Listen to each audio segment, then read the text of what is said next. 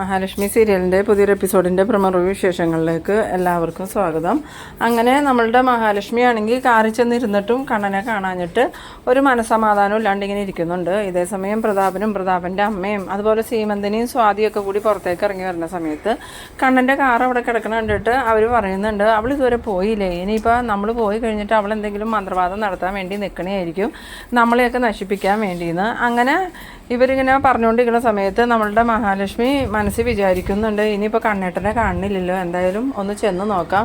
ഇവരുടെ നിപ്പ് കണ്ടിട്ട് ഇവർ കണ്ണേട്ടനെ കണ്ടില്ല എന്നാണ് തോന്നണേന്നൊക്കെ ഇങ്ങനെ മനസ്സിൽ വിചാരിച്ചുകൊണ്ട് മഹാലക്ഷ്മി ഇറങ്ങി ചെല്ലുന്ന സമയത്ത് നീ എന്താണ് ഇതുവരെ പോകാത്തതെന്ന് ചോദിക്കുമ്പം ഇതൊരു അമ്പലം, ആരുടെയും വകയൊന്നുമല്ല, അതുകൊണ്ട് തന്നെ എനിക്കിവിടെ വന്നാൽ ഇഷ്ടമുള്ളപ്പോൾ പോയാൽ മതി, അത് ചോദ്യം ചെയ്യാനുള്ള അവകാശമൊന്നും നിങ്ങൾക്ക് ആർക്കും ഇല്ല. ആ സമയം പ്രതാപൻ്റെ അമ്മ പറയുന്നുണ്ട്, അത് ഞങ്ങൾ ചോദ്യം ചെയ്തതല്ലടി, നീ ഇവിടെ തന്നെ കിടന്നോ, എന്തായാലും നീ ഒരുപാട് പ്രാർത്ഥിച്ചല്ലോ, എന്നിട്ട് എന്ത് നിൻ്റെ കെട്ടുവിന് ഇതുവരെ എഴുന്നേറ്റ് നടക്കാത്ത, ഇപ്പോഴും അവൻ വീൽ ചെയർ ഉന്തിക്കൊണ്ട് തന്നെയല്ലേ നടക്കണേന്ന് പറയുന്നത്. ആ സമയത്ത് മഹാലക്ഷ്മി മനസ്സിൽ വിചാരിക്കുന്നുണ്ട്, അപ്പോൾ കണ്ണേട്ടനെ ഇവർ കണ്ടിട്ടില്ല, കണ്ണേട്ടനെ കണ്ടെങ്കിൽ ഇവരുടെ പ്രതികരണം ഇങ്ങനെയൊന്നും ആയിരിക്കൂല എന്ന്.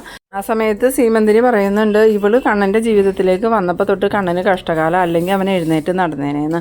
അന്നേരം മഹാലക്ഷ്മി പറയുന്നുണ്ട്, കണ്ണേട്ടൻ എഴുന്നേറ്റ് നടന്നേനായിരുന്നു, അത് നിങ്ങളുടെ ഭർത്താവും നിങ്ങളുടെ ഭർത്താവിൻ്റെ സഹോദരിയും മരുന്ന് മാറ്റി കൊടുത്തുകൊണ്ടാണ് കണ്ണേട്ടൻ ഇപ്പോഴും വീൽ ചെയറിൽ തന്നെ ഇരിക്കണേ, അല്ലെങ്കിൽ കണ്ണേട്ടൻ അന്നേ എഴുന്നേറ്റ് നടന്നേനെ. ഇനിയിപ്പോൾ എന്തായാലും കണ്ണേട്ടൻ എഴുന്നേറ്റ് നടക്കും എന്നുള്ള കാര്യത്തിൽ എനിക്ക് വലിയ പ്രതീക്ഷയൊന്നുമില്ല. ആ സമയം പ്രതാപൻ്റെ അമ്മ ചോദിക്കുന്നുണ്ട്, പിന്നെ എന്തിനാടി നീ ആ തോമസ് ഡോക്ടറുടെ അടുത്തേക്ക് എപ്പോഴും കണ്ണനെയും കൊണ്ട് പോകുന്നത്, അതോ ഇനിയിപ്പോൾ നിനക്ക് കണ്ണനെ ഒഴിവാക്കിയിട്ട് ആ തോമസ് ഡോക്ടറെ കെട്ടാനാണോടി, അയാളോട് നിനക്ക് പ്രണയമല്ലേ, അതുകൊണ്ടല്ലേ നീ എപ്പോഴും അങ്ങോട്ട് പോകണേന്നൊക്കെ ചോദിക്കണം കേട്ടോ.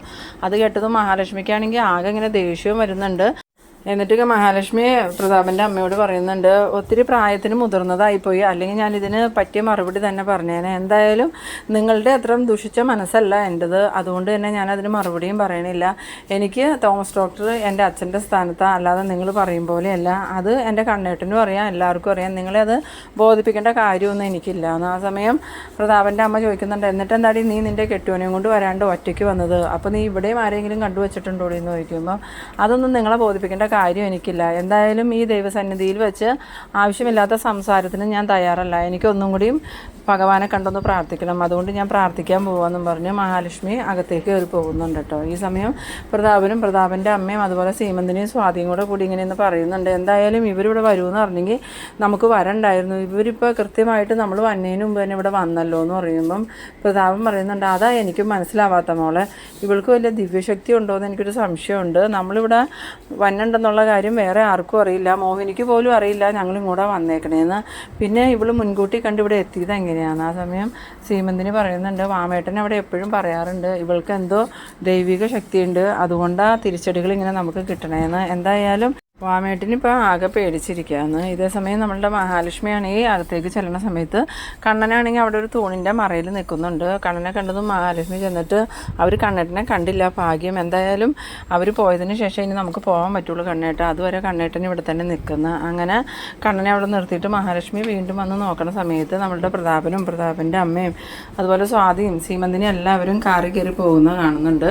പിന്നീട് മഹാലക്ഷ്മി ചെന്നിട്ട് കണ്ണനെയും വിളിച്ചുകൊണ്ട് വന്ന് വേഗം വീട്ടിലേക്ക് പോകാമെന്ന് പറഞ്ഞ് കാറിൽ കയറ്റി കൊണ്ടുപോകുന്നതാണ് കേട്ടോ. ഇതേസമയം നമ്മളുടെ കരുണയാണെങ്കിൽ ദുർഗയോട് പറയുന്നുണ്ട്, അമ്മേ അച്ഛനും മുത്തശ്ശിയും കൂടി ഇന്ന് ദൂരമുള്ളൊരു അമ്പലത്തിൽ പോയേക്കായിരുന്നു, അവരവിടെ ചെന്ന സമയത്ത് ആ മഹാലക്ഷ്മീനെ അവിടെ വെച്ച് കണ്ടു, അതെങ്ങനെയാണ് അവളിന്ന് അവിടെ എത്തിയെന്ന് ചോദിക്കുമ്പോൾ അതൊന്നും എനിക്കറിയില്ല അമ്മേ, എന്തായാലും ആരും അറിയാതെ അച്ഛനും മുത്തശ്ശിയും പോയത്, കൂടെ അമ്മായിയും സ്വാതിയും ഉണ്ടായിരുന്നു, അവർ അവിടെ ചെല്ലണതിന് മുമ്പ് തന്നെ അവൾ അവിടെ ചെന്നിട്ടുണ്ടായിരുന്നു, ഇനിയിപ്പോൾ അവൾക്ക് അതെന്തെങ്കിലും മനസ്സിലായിട്ടായിരിക്കുമോ മോളെന്ന് ചോദിക്കുമ്പോൾ അവൾക്ക് എങ്ങനെ മനസ്സിലാവാനാ അമ്മേ, വീട്ടിലെ അമ്മയോട് പോലും പറയാതെ അച്ഛനും മുത്തശ്ശിയും പോയത്, എന്നാൽ എല്ലാവരും പറയണ പോലെ അവൾക്ക് എന്തോ ഒരു ദിവ്യശക്തി ഉണ്ട് മോളെ, എല്ലാവരുടെയും നീക്കങ്ങൾ മനസ്സിലാക്കാനുള്ള കഴിവുള്ളത് കൊണ്ട് അവൾ മോളുടെ അച്ഛനും മുത്തശ്ശിയും അവിടെ എത്തുന്നതിന് മുമ്പായിട്ട് തന്നെ അവിടെ എത്തി പ്രാർത്ഥനയും വഴിപാടൊക്കെ നടത്തിയത്, എന്തായാലും അവൾ നമ്മളുടെ കുടുംബം തകർത്തിട്ടേ അടങ്ങുള്ളൂ എന്ന്.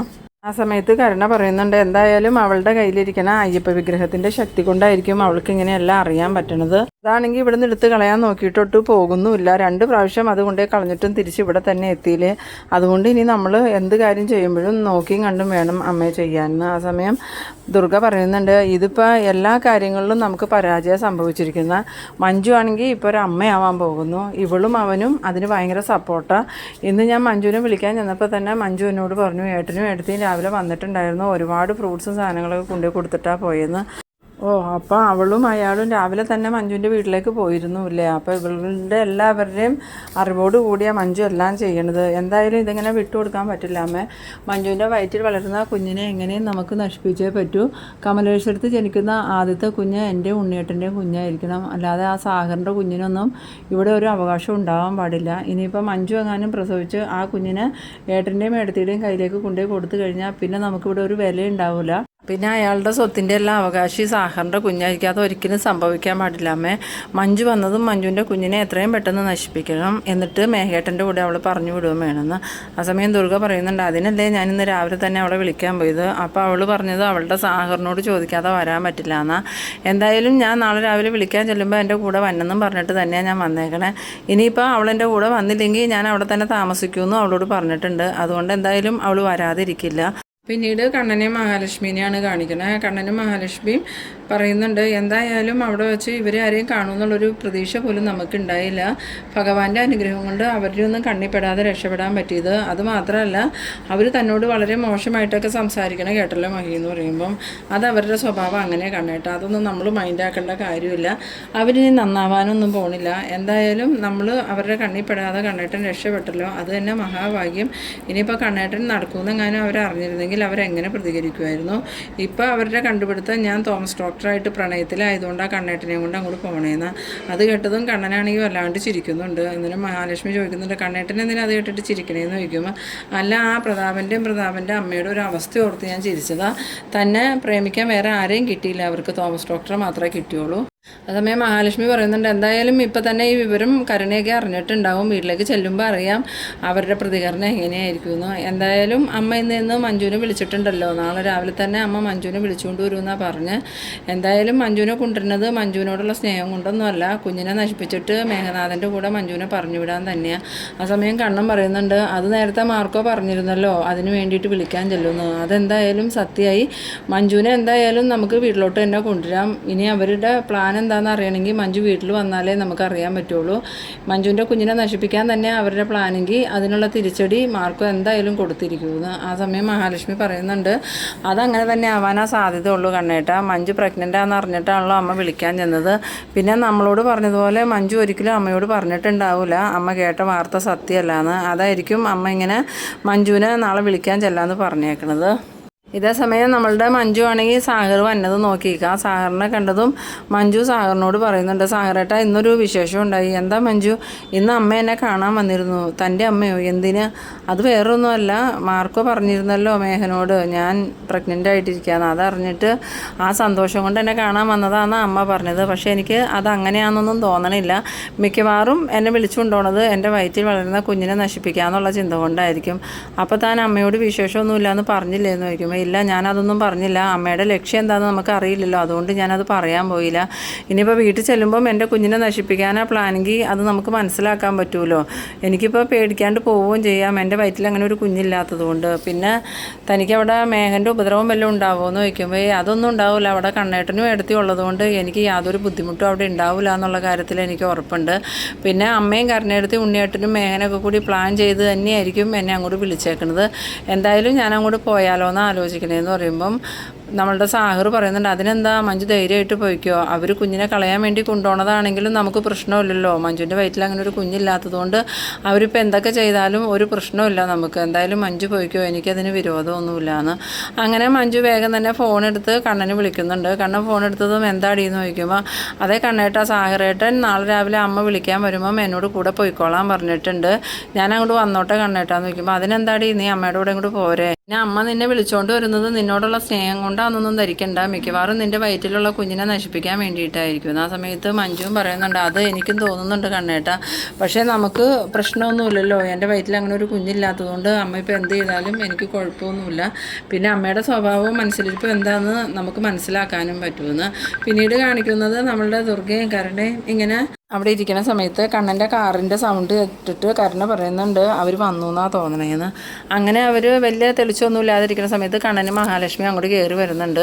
കണ്ണനെയും മഹാലക്ഷ്മിയെയും കണ്ടതും കരുണ ചോദിക്കുന്നുണ്ട്, എല്ലാ അമ്പലത്തിലും പോയി പ്രാർത്ഥിച്ചൊക്കെ കഴിഞ്ഞോടി, ഇനിയും എനിക്ക് കുഞ്ഞുങ്ങൾ ഉണ്ടാവാതിരിക്കാനാണോടി ഇത് പ്രാർത്ഥിക്കാൻ പോയെന്നൊക്കെ ചോദിക്കുമ്പോൾ മഹാലക്ഷ്മി പറയുന്നുണ്ട്, നിനക്ക് കുഞ്ഞുങ്ങൾ ഉണ്ടാവണതും ഉണ്ടാവാതിരിക്കണതും എന്നെ ബാധിക്കണ കാര്യമൊന്നുമല്ല, ഞാൻ എൻ്റെ കാര്യത്തിന് പ്രാർത്ഥിക്കാനാണ് പോയത്, അല്ലാതെ മറ്റുള്ള ആളെ തകർക്കാൻ വേണ്ടിയിട്ടൊന്നും ഞാൻ ഇതുവരെ പ്രാർത്ഥിച്ചിട്ടില്ല. എന്തായാലും താൻ വാടോ, നമുക്ക് അകത്തേക്ക് പോവാം, ഇവരോടൊന്നും സംസാരിച്ചിട്ട് കാര്യമില്ല എന്നും പറഞ്ഞ് കണ്ണൻ മഹാലക്ഷ്മിയെ വിളിച്ചുകൊണ്ട് പോകുന്നുണ്ട്. അങ്ങനെ റൂമിൽ ചെന്നതും കണ്ണൻ മഹാലക്ഷ്മിയോട് പറയുന്നുണ്ട്, മഹി എനിക്കിപ്പോൾ ഒരു സംശയം തോന്നുന്നുണ്ട്.